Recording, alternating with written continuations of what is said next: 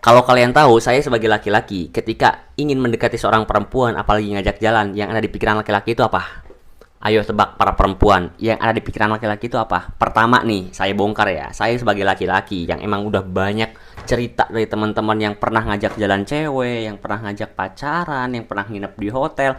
Banyak banget laki-laki yang memang suka cerita ke saya dan akhirnya saya bisa ngambil pelajaran dari semua cerita itu.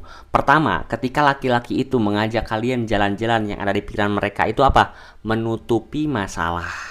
Ketika dia punya masalah sama keluarga, ketika dia tuh punya masalah sama pertemanannya, dia pengen jalan sama cewek bukan karena cinta sama kamunya, tapi pengen menghilangkan masalah itu, pengen menutupi masalah itu.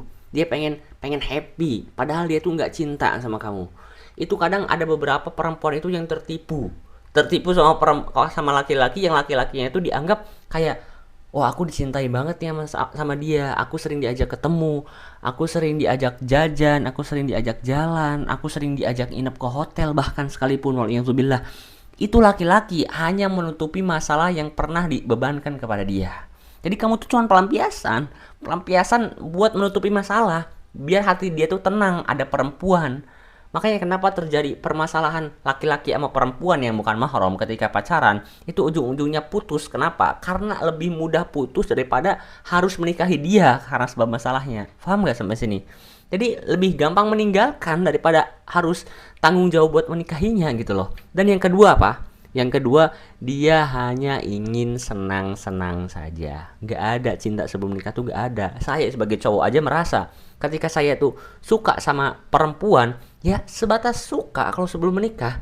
Apalagi sampai laki-laki yang ngajak kalian itu nginep di hotel, apalagi sampai bisa pelukan sama kamu, itu hanya senang-senang, pengen memenuhi hasratnya aja.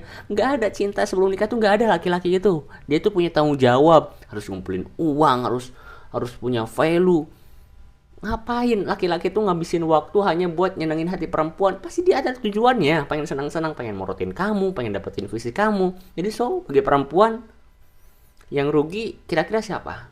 Yang paling banyak untungnya siapa? Ya dalam dalam hal ini ya laki-laki, karena laki-laki hanya memuaskan hawa nafsunya sama kesenangan, sedangkan perempuan rugi, rugi waktunya, rugi hartanya, bahkan sampai diporotin.